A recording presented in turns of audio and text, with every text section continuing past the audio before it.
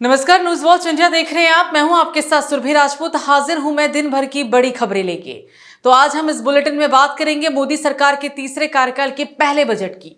चुनाव से चंद दिन पहले आम आदमी पार्टी को लगे बड़े झटके की। यूपी के सहारनपुर में व्यापारियों के द्वारा किए गए हल्ला बोल की। सहारनपुर में क्यों दो पक्षों के बीच हुआ खूनी संघर्ष, जानेंगे। सोनभद्र में हुए दर्दनाक हादसे की, और इसी के साथ आपको बताएंगे क्यों सुबह सुबह दहल उठा गाजियाबाद। चलिए अब आपको खबरें विस्तार से बताते हैं। वित्त मंत्री निर्मला सीतारमण ने आज मोदी सरकार के 3.0 का पहला बजट पेश किया है, जिसकी तारीफ प्रधानमंत्री नरेंद्र मोदी ने खुद भी की। उन्होंने कहा कि हर कोई आपकी प्रशंसा कर रहा है, बजट बहुत अच्छा है। वहीं गृह मंत्री अमित शाह ने भी बजट की तारीफ की और कहा कि मोदी सरकार के आत्मनिर्भर भारत का ये रोड मैप बजट है। सपा नेता अखिलेश यादव ने बजट पर प्रतिक्रिया देते हुए कहा कि ये बजट अहम है, लेकिन इससे भी ज्यादा जरूरी है महाकुंभ, जिसमें लोगों की जान चली गई और सरकार आंकड़ा तक नहीं दे पा रही है। लोग अभी भी अपनों की तलाश में यहाँ वहां भटक रही हैं। सरकार अभी तक सूची ही नहीं बता पा रही है कि कुंभ में लोग मोबाइल पर तस्वीर लेकर खोया पाया केंद्र से लेकर जगह जगह लोग जा रही हैं और अपनों को ढूंढ भी रही हैं। बेटा माँ को ढूंढ रहा है, बेटा पिता को ढूंढ रहा है, कोई नानी कोई बहू को ढूंढ रहा है। आप बजट ला रही हैं तो पहले ये बात साफ करें। ये जो बजट है, अगर हम इसको 12वां मान लें, 11वां मान लें, 12 साल बाद कुंभ आता है। जो सरकार को आंकड़े देने चाहिए थे, हमारे लिए आज बजट के आंकड़ों से ज्यादा जरूरी है कि जिन लोगों की जान गई है वो आंकड़े। जो सरकार मरने वालों का आंकड़ा न दे सके, जो सरकार खोए लोगों का आंकड़ा न दे सके, जो खोया पाया केंद्र है उसमें बड़ी संख्या में लोग भटक रहे हैं। कुंभ में लोग अपने मोबाइल पे अपने परिवार के सदस्यों की तस्वीर लेकर के, कोई अपनी माँ की तस्वीर लेकर के, कोई अपने बेटे की तस्वीर लेकर के, कोई अपने परिवार के सदस्य की तस्वीर लेकर के कुंभ में लोग भटक रहे हैं, लेकिन सरकार उसकी जानकारी के लिए कोई इंतजाम नहीं किया है। जो आंकड़े बताए जा रहे हैं जान जाने के, वो झूठे आंकड़े हैं।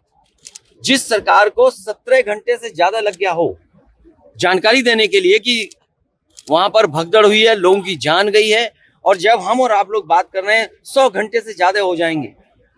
लोग जो स्नान लेना चाहते थे, कुंभ में स्नान नहीं करा पाई सरकार। लोग त्रिवेणी में जाते हैं स्नान के लिए, स्नान नहीं करा पाई।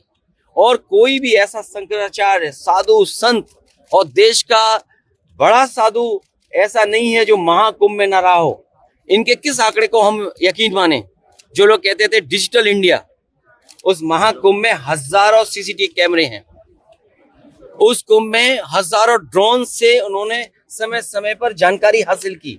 क्या सरकार के पास मरने वालों के आंकड़े नहीं है? दिल्ली विधानसभा चुनाव से पहले शुक्रवार को, यानी कि बीते दिनों, आम आदमी पार्टी को एक दो नहीं बल्कि 8 बड़े झटके लगे। सबसे पहले महरौली के विधायक नरेश यादव ने इस्तीफा दिया और इसके कुछ घंटे बाद ही जनकपुरी से विधायक राजेश ऋषि ने भी पार्टी का दामन छोड़ दिया। फिर त्रिलोकपुरी से विधायक रोहित कुमार, मेहरौलिया मादीपुर से गिरीश सोनी, कस्तूरबा नगर के विधायक मदन लाल पालम, विधायक भावना गौड़, आदर्श नगर विधायक पवन कुमार शर्मा और फिर बिजवासन से भूपेंद्र सिंह जून ने भी अपना इस्तीफा सौंप दिया। दिल्ली विधानसभा चुनाव के लिए मतदान को केवल सिर्फ 5 ही दिन बचे हैं और इस बीच आम आदमी पार्टी के 8 विधायकों ने पार्टी से इस्तीफा देकर सियासी घमासान मचा दिया है। और वहीं एक अन्य विधायक के इस्तीफा को लेकर भी बात चल रही है। सभी ने पार्टी पर भ्रष्टाचार की गंभीर आरोप लगाए हैं, जबकि आम आदमी पार्टी ने दावा किया है कि इन विधायकों पर बीजेपी और कांग्रेस ने दबाव बनाया है। इन सभी विधायकों को चुनाव में टिकट नहीं मिली और ऐसे में ही अन्य 2 विधायकों ने भी पार्टी के साथ खड़े रहने का दावा भी किया। महरौली विधायक नरेश यादव ने अपने इस्तीफा पत्र में लिखा कि आम आदमी पार्टी का उदय भ्रष्टाचार के खिलाफ हुआ। अन्ना आंदोलन से भारतीय राजनीति से भ्रष्टाचार को मुक्त करने के लिए हुआ था, लेकिन अब मैं बहुत दुखी हूं कि भ्रष्टाचार आम आदमी पार्टी बिल्कुल भी कम नहीं कर पाई, बल्कि आम आदमी पार्टी ही भ्रष्टाचार के दलदल में लिप्त हो चुकी है। तो वहीं यूपी के सहारनपुर में चाइनीज मांझे के खिलाफ व्यापारियों ने भी आवाज उठानी शुरू कर दी है और इसी कड़ी में उद्योग व्यापार प्रतिनिधि मंडल से जुड़े व्यापारियों ने कहा कि चाइनीज मांझे बेचने वाले व्यापारियों का बहिष्कार कर उन्हें व्यापार मंडल से निष्कासित किया जाएगा। रेलवे रोड स्थित व्यापार भवन के कार्यालय में पत्रकारों से बातचीत करते हुए महानगर अध्यक्ष विवेक मनोजा ने कहा कि चाइनीज मांझा समाज के लिए दुर्घटनाओं का सबक बन रहा है, जिसमें कई लोग अपनी जान भी गंवा चुकी हैं। उन्होंने कहा कि व्यापार मंडल व्यापारियों के साथ है, लेकिन गलत कार्य करने वाले किसी भी व्यापारी का व्यापार मंडल समर्थन नहीं करता है। चाइनीज मांझे के खिलाफ युवा व्यापार मंडल के पदाधिकारी अपने अपने क्षेत्र में पतंग का कारोबार करने वाले व्यापारियों से संपर्क साधकर चाइनीज मांझे को ना बेचने की अपील करते हुए नजर आ रहे हैं। देखिए, इसमें सहारनपुर युवा व्यापार मंडल द्वारा आज चाइनीज मांझे के विरोध में यहाँ एक प्रेस वार्ता का आयोजन किया गया है, क्योंकि ये व्यापारियों से जुड़ा हुआ सीधा मुद्दा है। और मैं हमेशा कहता हूँ कि व्यापारियों को हमेशा एक आदर्श व्यापार आचार संहिता का पालन करके अपने व्यापार को करना चाहिए।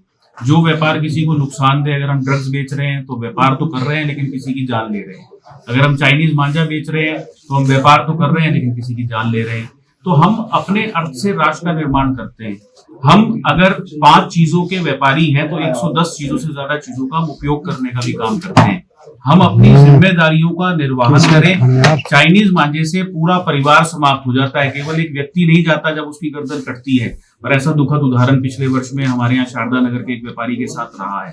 तो ऐसी स्थिति में हमें अपनी जिम्मेदारी का निर्वाह करना है। आज पतंग पर एक संदेश लिखकर कि चाइनीज मांझे का हम प्रयोग ना करें, उस संदेश के साथ इस प्रेस वार्ता को किया गया है। सभी युवा व्यापार मंडल के साथियों को निर्देशित किया गया है कि वो एक एक दुकान पर जाएं। जो व्यापारी अगर ये बेच रहा है उसको रोकने का काम करें, जो खरीद रहा है उसको टोकने का काम करें। और व्यापार मंडल आज ये भी घोषणा करता है कि कोई व्यापारी चाइनीज मांझा बेचता पाया गया तो वो उसी समय संगठन से निष्कासित कर दिया। तो वहीं देवबंद में जमीनी विवाद को लेकर 2 पक्षों में गोलियां चल गई। दोनों पक्षों के बीच जमकर पथराव भी हुआ, धारदार हथियार भी चले और फिर फायरिंग भी हुई। गोली लगने से एक युवक की मौत हो गई, जबकि महिलाओं समेत इसमें 6 लोग घायल हुए हैं। घटना से पूरे इलाके में हड़कंप मच गया। घायल के परिवार वाले ने बताया कि पिछले 1 महीने से जमीन को लेकर विवाद चल रहा था।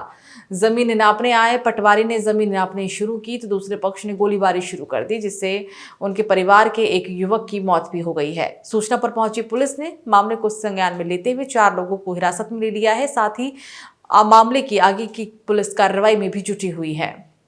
जमीन के ऊपर मसला चल रहा है सारा, 1 महीने से चल रहा। तो आज वो जमीन मप रही थी तो मपने के चक्कर में ये तो ऐसे ही गए, मतलब पटवारी और वकील को लेके गए ये जमीन मपावेंगे। उन्होंने आके पथराव कर दिया, हमला कर दिया इनके ऊपर। तो हमारे घर में से जो कुल मिला के 7-8 लोग हैं जिनके चोट लगी हुई है। उनमें हमारे ससुर भी हैं, ताया ससुर भी हैं, जेठ देवर सब है, मिला कर सबके चोट लगी हुई है। अब ये इनके चक्कर में हम लोग अस्पताल आ गए। अस्पताल आने के बाद अब हमें पता लग रहा कि हमारे घर पे फिर से हमला करे। जो हमारे घर में औरतें बच्चे हैं उनको मार रहे हुए घर में घुस के। चलने का मामला भी आ रहा है क्या? गोली ये चली, वो इसीलिए तो उन्होंने जो गोली चली वो इनके लड़के का गोली लग गई। उन्होंने जो पथराव करा, पथराव के बाद उन्होंने गोली चलाई, गोली चलने के बाद वो इनके लड़के के लग गई। कुछ मारपीट झगड़े का था। 6 लोग आए थे, जिनमें से 3 को तो सिंपल इंजरी थी लेकिन 3 को गंभीर चोटें थी, जिनमें से 3 तीनों को हमने रेफर किया है हायर सेंटर के लिए। देखिए, एक के ज़्यादा चोट लगी थी। प्रथम दृष्टया हम ये नहीं कह सकते कि वो क्या उसमें थी, पर चोटें गंभीर थी। एक के मुंह में जबड़ा जो फ्रैक्चर था, ठीक है, एक के सर में चोट है, ठीक है। उसके बाद उसके अलावा उसे उल्टियाँ चक्कर भी आ रहे थे। बाकी लोगों को कटवट हैं थोड़े से। 3 लोग सिंपल इंजरी, ड्रेसिंग वगैरह करवा के, सूचरिंग करवा के भेज दिए। तो सोनभद्र के चोपन थाना क्षेत्र में वाराणसी शक्तिनगर स्टेट हाईवे पर श्रद्धालुओं से भरा एक वाहन दुर्घटनाग्रस्त हो गया। जानकारी के अनुसार अनियंत्रित कार की बाइक की टक्कर की वजह से यह हादसा हुआ था। कार में महिला और बच्चे सवार थे। कुल हालांकि 8 श्रद्धालु कार में सवार बताए जा रहे हैं। हादसे के बाद स्थानीय लोगों की मदद से घायलों को सीएससी चोपन में इलाज के लिए भर्ती करवाया गया, जहां डॉक्टर ने कार के चालक को मृत घोषित कर दिया। 2 घायलों को डॉक्टर ने सीएससी चोपन से जिला अस्पताल के लिए रेफर कर दिया है। बाकी 5 घायलों को प्राथमिक इलाज के बाद छुट्टी दे दी गई है। एक ही परिवार अपने गाड़ी से ऊपर स्नान कर करके जा रहे थे अपने घर से। इसी के बीच में चोपन में एक मतलब कि अपनी गाड़ी बाइक से टकरा के जाती है। उसी में टोटल 8 व्यक्ति आए, इसमें एक ड्राइवर की मृत्यु हो गई है। 2 के गंभीर स्थिति बना हुआ है, उसे प्राथमिक इलाज करके जिला अस्पताल भेज दिया गया है और 5 की हालत सामान्य है, उसे प्राथमिक इलाज करके छोड़ दिया गया है। तो गाजियाबाद के थाना टीला मोड़ इलाके में स्थित भोपुरा के पास दिल्ली मोहननगर रोड पर पेट्रोल पंप के पास खड़े एलपीजी गैस सिलेंडर से भरे ट्रक में आज सुबह करीब 4:30 बजे लीकेज हो रहा था और जिसकी वजह से भयंकर आग लग गई। देखते ही देखते आग ने विकराल रूप धारण कर लिया। बड़ी संख्या में भरे गैस सिलेंडर फटने लगे। गैस सिलेंडर में एक के बाद एक हुए धमाके से पूरा इलाका दहल गया। ट्रक में हुए गैस सिलेंडर में धमाकों के बाद मौके से कई 100 मीटर दूर डिफेंस कॉलोनी में फटे हुए सिलेंडर के टुकड़े भी मिले हैं, जिससे लोग बाल बाल बच गए हैं। फिलहाल आग पर काबू पा लिया गया है। इस बुलेटिन में फिलहाल मेरे साथ इतना ही। आप देखते रहिए न्यूज़ वॉच इंडिया। नमस्कार।